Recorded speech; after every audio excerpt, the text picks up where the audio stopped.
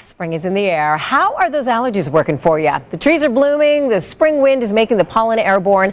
It's a perfect storm, really, for you to start sneezing and sniffling if you do, in fact, suffer from allergies. We have some help. Dr. Todd Falcone is here with some great information. Good morning to you. Good morning. Lucky you don't suffer from them. That's true. But you know so many people that do, right? Absolutely. How common is this? I mean, what kind of number are we talking? How many people in the U.S. Suffer in some way from seasonal allergies? We typically say between about 1 in 6 Americans suffer from seasonal allergies, also known as allergic rhinitis. So that's millions of Americans. It really is. It seems so common. It's hard to not know someone that is suffering. And I think, sometimes people wonder as they're getting allergies, they think, is this a cold or am I now in that camp of people that suffer from allergies? So how do you know the difference? Well, typical allergy symptoms are the itchy, watery eyes, the sneezing, itchy, watery nose. And this is what happens when the body releases histamine, which is a chemical in the body that causes these symptoms. Which is why you take antihistamine to try and combat that. That's right. Right. All right. So if you are suffering from these things, maybe for the first time, is it worth going to your doctor and saying, here are my symptoms? Is this just a cold or is this potentially allergies? That's a good question. Allergies are diagnosed by history. So if you come in and say, for example, in the springtime, trees and pollen are big-time allergens. So right now we're in spring pollen season, tree season. If you have itchy, watery eyes, sneezing, worse when you go outside, especially during the midday when the pollen counts are highest. Right. You have seasonal allergies, or you have at least a springtime allergy to trees or pollen.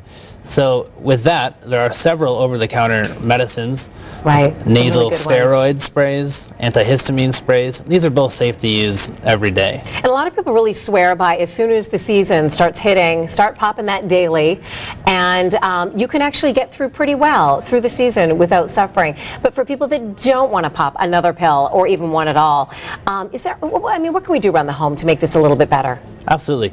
You want to avoid the exposure if you can. Right. What that means is limiting the time outdoors during high pollen count times. That's typically midday. Okay. So limiting your exposure during the midday.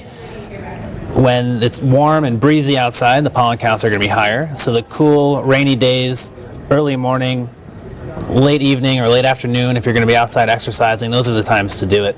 Additionally, flushing your nose out with saltwater sprays every day, that helps as well, and you could potentially avoid a lot of the medications.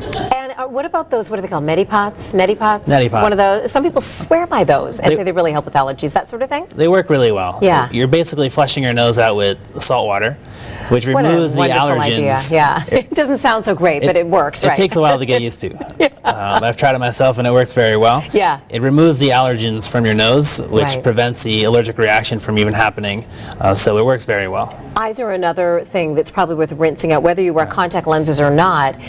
Get the allergens out of your eyes, right? Maybe give them a rinse with some safe fluids. And natural tears, artificial tears, saline, but also treating the nose itself can help the eye symptoms as well.